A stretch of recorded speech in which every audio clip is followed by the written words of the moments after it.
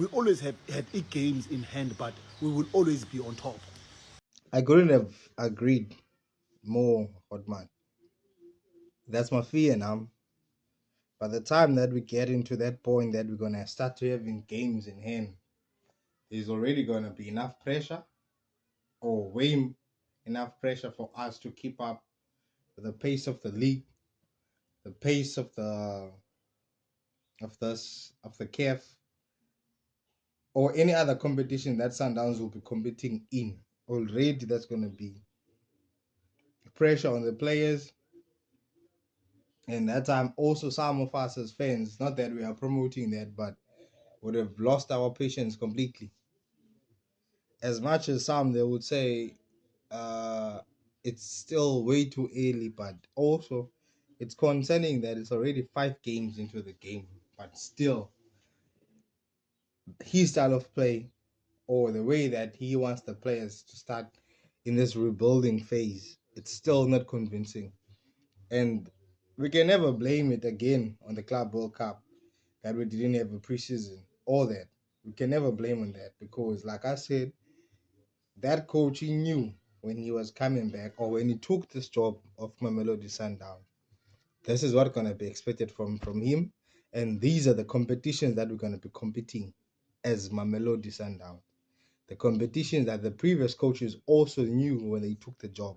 Yes, some of them they failed not to win or to bring those trophies.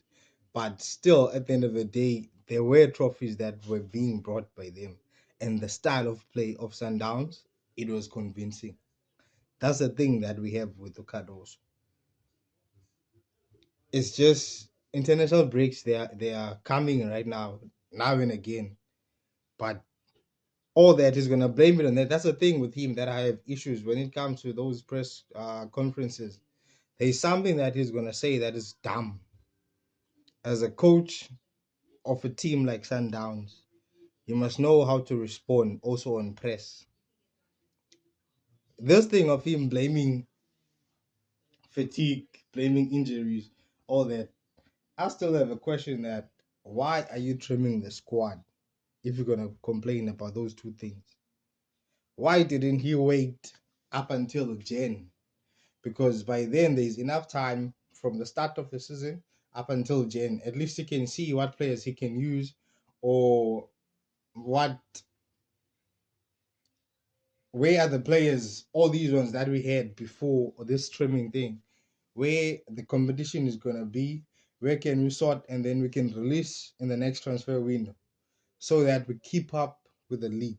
We keep up with the KF, we keep up with the MTN8, we keep up with the Culling. Those are all the competitions for this year. Yeah, as much as KF goes all the way till May or June, but at least if Kangakolule Ngoku as a players that we could use as a backup so that we can have some of the players that he call that are so fatigued that we can relieve those ones.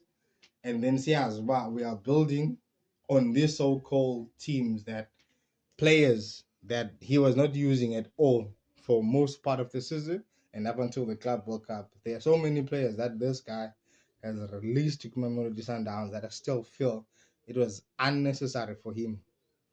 Us as fans, we will always have an opinion. This thing of him now being too emotional with the attack from the fans, apparently to him it's an attack, and to others, some of the Mamelodi Sundowns fans, that some of them they call others like microwave fans.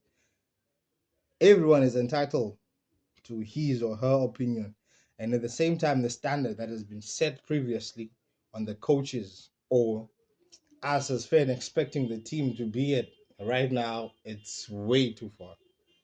But let's see. With international break, maybe there might be something, but I don't see this sundown.